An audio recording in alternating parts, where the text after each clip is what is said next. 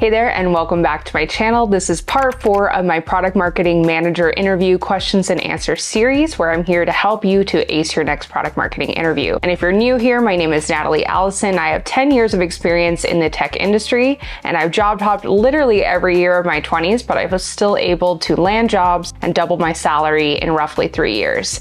So let's dive into these common questions that you'll hear on your product marketing interview. So question number 1 is, how did you realize that you or your company needed to do things differently? And then how did you come to that realization and then convince others on the team to approach some project differently? So my question, or my answer, is very specific to my own experience. So of course, this is going to sound hyper specific, but I'm going to help you at the end of this answer to really tailor this to your own experience and what you can touch on.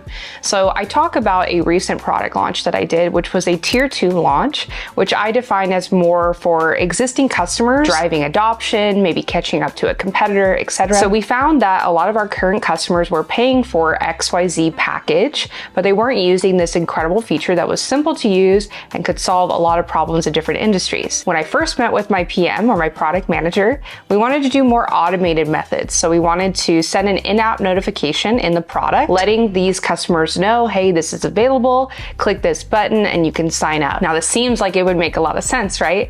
We found that when we deployed it, there were 0 signups from this. So we thought, okay, maybe we need to change direction. Maybe it's not the method, maybe we just need to optimize it. So we thought, okay, we'll change the copy in the pop-up, or we'll change the image in the pop-up to make it look more specific to that feature and how you would use it. So we made those changes, and we found when we deployed that version that we got 4 signups. So a little bit better, but still not where we wanted to be. So my big takeaway here is we thought to ourselves, we need to go back to the drawing board and look at the data. So we found that the customers who had signed up more organically, we wanted to dig into where do they hear about this feature? How do they find out about this feature and turn it on? Well, we found out that it was because their customer success manager, aka the person that handles their account, they told them about this feature and got them signed up. So we thought, bingo, why don't we leverage the customer success manager and their relationship with customers to help get the word out about this feature? So we created industry-specific email cadences. I won't go into a ton of detail here, but we focused on the use cases in specific industries using this feature, how we can solve that problem for them. And then we gave it to the CSM. So we gave it to the customer success managers to send out. And after that, the result was amazing compared to what we had seen with our automated methods.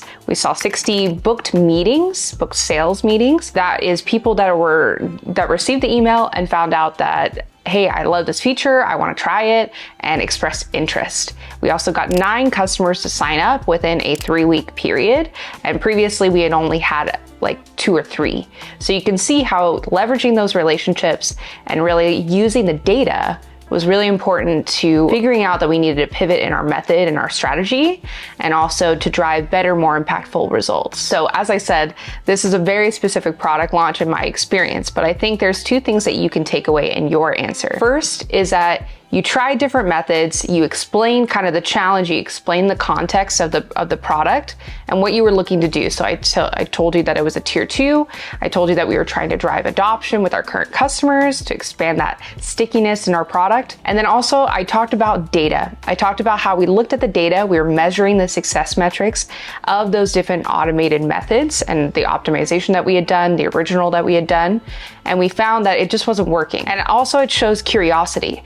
We looked back at the data, we said, hey, what customers have found out about this? How do we kind of pinpoint what was that special sauce that led them to understanding the feature or wanting the feature? And we found that it was customer success, right? It was leveraging that relationship. They trusted their customer success manager, and that's how they found out about it. And then lastly, I didn't talk about this specifically, but I think anytime you can focus on use cases, how you're creating messaging, how you're creating assets like those email cadences that I created, focused on how customers can specifically use the feature to solve a problem in their industry or their role, the more likely you're going to shine on your interview with this interview question and answer. And a bonus tip for that answer to that specific question is to talk about how you looked at the data and that was your tool to enable people and convince people of doing a different kind of strategy or method, right? And I think anytime that you can also weave in, if you've done buyer interviews, if you've talked with maybe your beta customers and you got their voice, that voice of the customer, and they influenced how you approach your product launch, I think that's also a golden thing that you can talk about on your answer to this question. So it's basically two things. You're showing that you use data, because I do believe that the best product marketers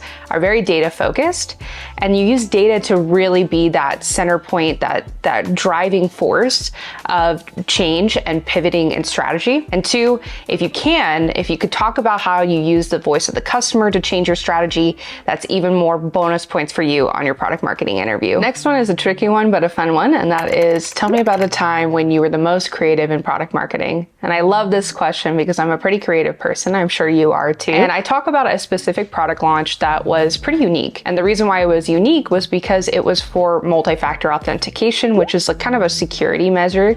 You might get this when you have to log into your work application, and then it says, hey, you need to use this app and it will have a code. You need to write in the code, and then you can log into your work application. A lot of companies use this as, again, heightened security to help, people and nefarious actors from not logging into your work computer and confidential information. So this product launch was unique in the way that it wasn't really meant to drive revenue. We weren't really trying to encourage customers to do this. This was a requirement. So we had to enable them to turn this on to meet our SLA, to meet a critical service level agreement and our contracts. So what I loved about this product launch though, is it really helped me to be creative in creating assets and resources by persona. So we had an admin, and that's the person that would be responsible for actually turning the functionality on and deploying it for their team. And then we had the end users, or we call them agents in the contact center space, and how they would use it on a day-to-day or how they would log into their application. And so I created these websites that were holding spaces for these different personas. And they had an FAQ in there, and they also had quick videos on how you can set it up. If you had a mobile device, if you had an iPhone or an Android, how you would do it, or if you preferred a phone call to your cell phone. So it was just really fun because I love being able to use my Final Cut Pro skills and use Canva and really create these quick videos that were easy to digest for the end user. And so the results of that was we did get the majority meeting our SLA of customers to agree to a multi-factor authentication through us. And if they didn't, they used a third party, and they kind of made that requirement that way.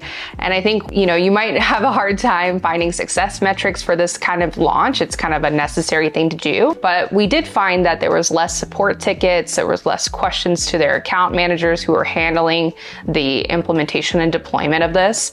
So that's a good indicator that the content was straightforward and easy for the different personas to utilize. Again, that's a very specific answer with my unique skill set and my experience. But if you're thinking about this question and it comes up on a future interview for you, I think a really important thing that you should focus on is, again, that positioning of you as a candidate.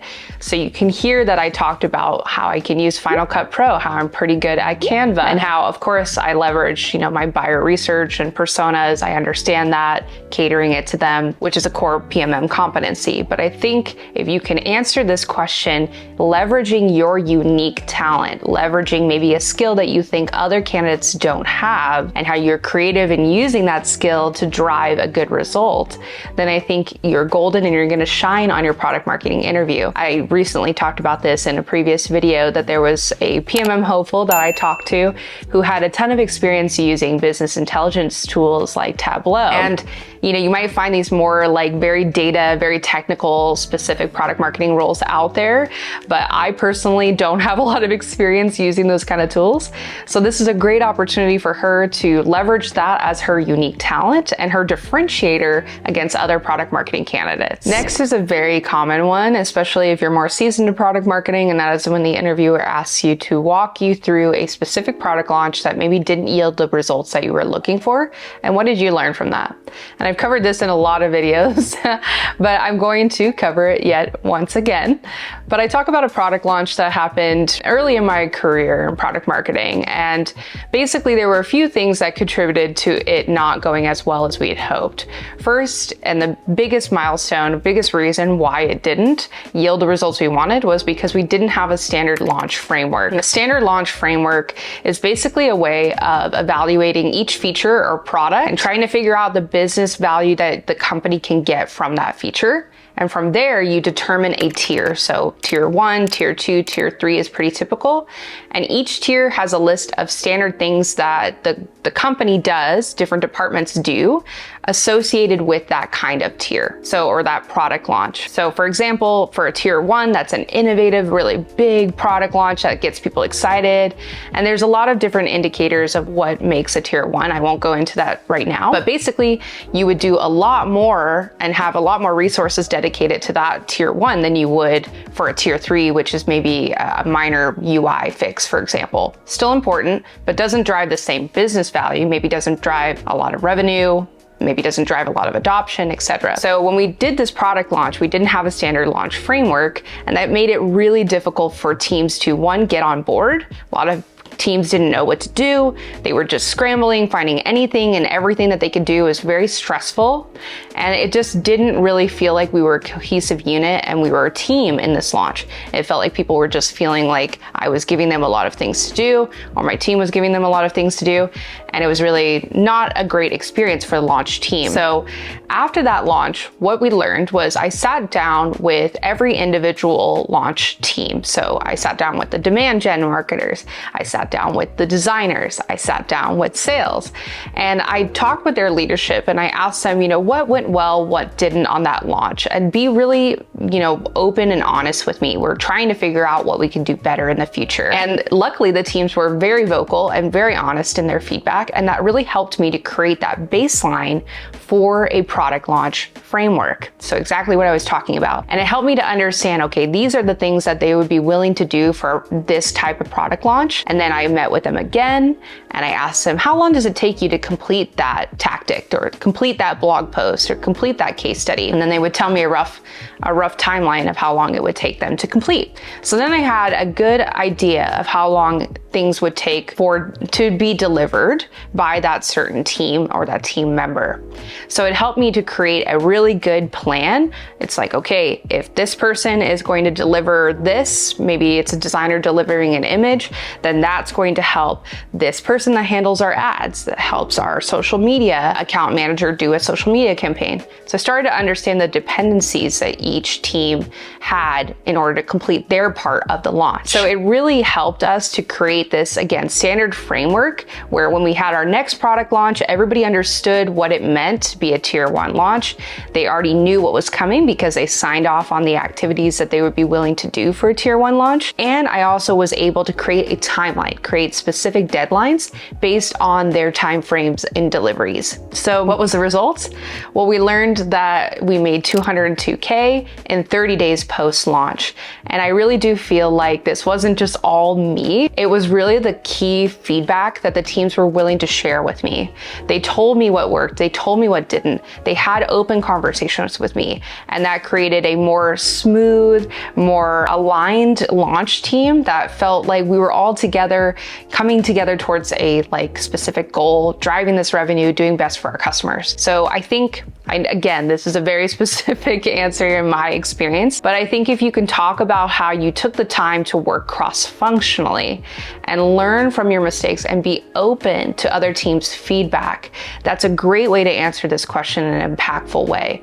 Think about how you did a project, it didn't go very well. How did you get better? Did you look at the data? Did you figure out, okay, maybe we could have approached this persona. Maybe we could have approached this industry. Maybe we could have planned this differently. Maybe we could have communicated this differently to different teams.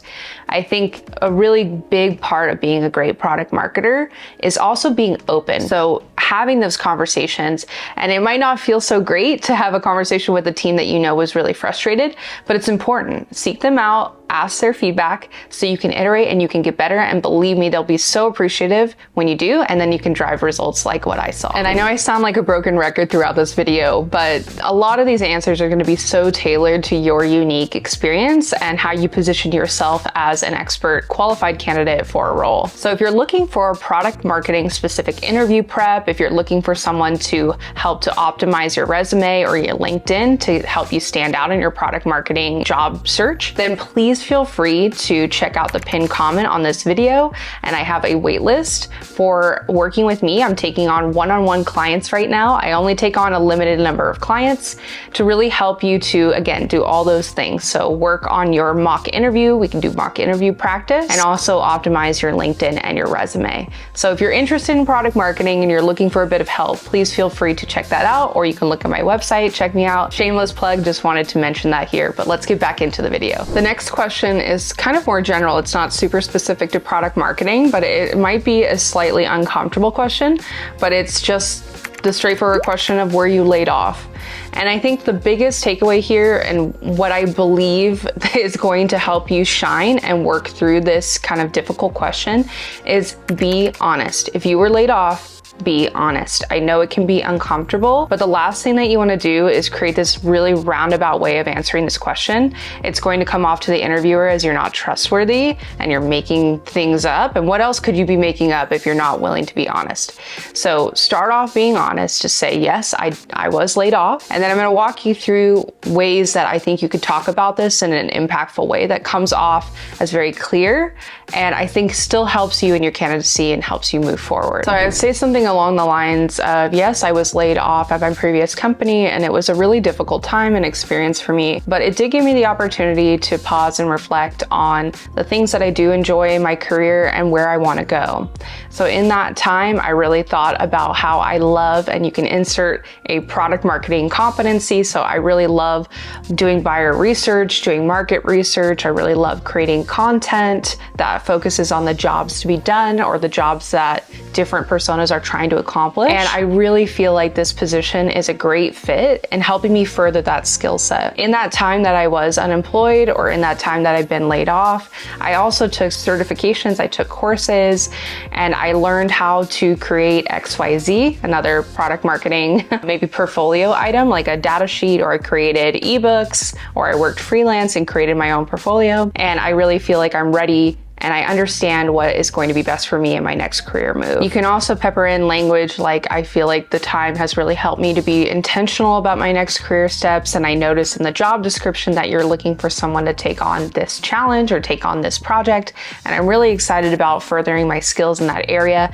Can you tell me a little bit more about that? What are some of the other challenges that the team is facing? So you can kind of flip it on the interviewer and give a question back to just learn a little bit more about the position and the team. But I think, again, in your answer, there's a couple things that you can do to navigate this in a graceful way. So I think number one, like I said, is be honest. Be honest about that you were laid off. And then two, I think it's important to emphasize that you took the time to reflect. You took the time to be intentional about where you want to go next, about your next opportunity, that you want to stay at that company for a long time. You want to really grow. These are the things that you're looking to do in the next 5 years. I know everybody hates that question, but this is what you're looking to develop in the next 5 years. Start to think about that. And then I think there's bonus points here. If you can talk about how you took maybe certifications, or you took courses, or maybe you developed a new skill, maybe you learned a different software and how that could help you. Maybe you learned about like Marketo, you learned about email marketing. So if you work for a small startup, you might have to set up your own emails in Marketo. So that could be useful. So just talking about how you didn't rest on your laurels, how you took it in. It was a difficult experience, but it gave you the time to pause and reset. And then also you were proactive in continuing to further yourself, continuing your professional development, and that all those different skills and things that you had learned in that time are going to further help you in your candidacy and help you to excel in the role when you land it. Now this one's a long one, but you might get something like this from an interviewer that says something along the lines of, hey, we have a product launch coming up and we really want to drive a lot of XYZ revenue adoption adoption, etc. And we want you to lead that product launch. How would you go about it? Now, I think it's very tempting to start listing off all the things that you would want to do. Oh, we're going to do case studies, and we're going to do blog series, and we're going to do a targeted email campaign, and we're going to do these click-through demos, etc., etc. And I think that is an easy trap to fall in. And I've been guilty of this myself. So don't fret if you have done this before. We're all learning. We're all, work in progress here. But I think a really great way to answer this question is actually to throw it back on the interviewer. You say something along the lines of, before I dive into the marketing tactics I think would be the most impactful, I really want to understand a little bit more about the goals and the success metrics and the things that you're looking to drive from this product. And also the things that, brought this to our attention. Why did we build it? To really understand the why. What are we trying to solve for our customers? So if you don't mind, I'm going to ask a couple questions to try to understand a little bit more about the product or the feature that we're launching. And that's going to help me to define a tier of what I think would be the most appropriate marketing tactics, what we can do based off the business value of that product or that feature that we're launching. Now, it's up to you if you want to go into the questions that I do outline in my program, such as, is this meant to drive revenue? Is it meant to drive cross-sell or upsell? Does it affect more than 75% of our customers? There's several other questions that I have in that list for defining launch tiers, but you're really showing that you're trying to be intentional. We don't just do everything and anything and everything. Back to my earlier point about that launch that didn't go well. We don't just do everything and anything. We try to figure out, okay, based off of looking at this feature or this product launch as holistic as possible without biases, because to be honest, product managers are going to feel like their product is their baby, right? They're going to feel like, we need to do a press release. We need to do this huge trade show about my feature that we're launching, but it might not make sense based off of the business value. So it's really important to talk about how you think that way, that you're strategic and in your answer to this question. So after the interviewer might play ball with you and answer your questions. But if not, you can just say, I usually try to ask these questions to evaluate the product feature that's concerning of this product launch, so I can come up with that bill of materials by product launch, or that list of things that we would do that I think would be the most impactful for what we're trying to achieve. So I know that's a really long answer, but I think what's really important here is to take a step back and show that you're very strategic and that you don't just think of, that reactionary answer. You don't just think, okay, we're going to do all these different marketing tactics. You take a step back because it's really going to benefit the launch team, as I talked about earlier, that everybody's going to feel like they're aligned. There's no surprises. People know what's coming. They know what work is going to be involved. So it just helps everybody to come together in a much more smoother process and help with collaboration, which is a big part of driving success for product launches. So again, this is very specific to my experience, but I think you can still apply it even if you maybe have a different experience or you've done launches differently in the past. And I forgot to mention this in my earlier part of this video, but when you're talking about that, how you approach basically a product launch, I think it's also important to talk about the communication aspect. So after I would define the product launch tier and the bill of materials, I'd set up, kickoff meetings with the individual teams to get, the word out, to let them know, why are we launching this? What are our success metrics? What are our goals? And then how is your team involved? And give them that list, that standard list of bill of materials that they're responsible for. And give them some time, maybe a week or 2 weeks, to review the list and come up with either, I don't want to do this, or let's do something differently. Give them time to look over that list because it's a standard list, but it's not written in stone. You really want to give them the opportunity to say, hey, I don't think that maybe this standard activity that we do makes sense for this specific launch because of XYZ. And I think we should do this. So really encourage them to take some time, digest that list, and then get their sign off. And then you can work with them in terms of deliveries, in terms of the deadlines and dates. So I take the GA and I work backwards and I look at the dependencies of the different teams, right? Some teams can't achieve can't complete their work without another team. So going back to my earlier answer, when I got that feedback with all the different teams, how long it would take, who they needed to get information from or get an asset from, it helped me to build out realistic timelines based off of independencies and how they told me their time frame would be to deliver certain items. So I know that sounds really complicated. It's not that complicated. But basically, after I get their sign off, then I would set up weekly meetings as like optional check-ins. And I'd also give them these resources that are constantly changing. They're constantly iterated on. And that is a project brief, which has everything about the feature, has the different users, the different industries that we're targeting, all that rich information I would put into the launch tracker, which is where everybody looks and sees all the different items that they need to work on. And I would use that and say, hey, if you have any questions, check out the project launch brief so you can get that information. And then I also have an internal FAQ. The FAQ has come in so handy for when things come up with our beta customers, for example, or maybe we're doing one-on-one customer interviews and they say, oh yeah, I don't like the way that this works, or this happened, I encountered this problem. Just having your product manager, it's mostly product management that will help you with this, just write those down as FAQs will really, really help you when you're starting to do enablement, when you're starting to train sales reps, because then they're like, oh, you know, if they come up with a question like my customer has this question, or my customer encountered this problem, 9 times out of 10, we probably already resolved in the product. But if not, we have an answer that they can leverage via the FAQ. And there you have it. I know that this was a very hyper-specific product marketing interview question and answers for my round 4 of this series. So if you haven't checked out the other videos in this series, check out the playlist. I'll link it at the end of this video. And I thank you so much for watching my channel, watching my videos. I really appreciate it. If you're interested in product marketing, feel free to like and subscribe my channel. Feel free to check out my website. If you're looking for some interview help, resume help, LinkedIn profile help, I'm here for you. And once again, thank you so much for making it this far and watching my videos. I really appreciate it. Alrighty, good luck on your next interview, and I'll catch you in the next video. Take care, bye.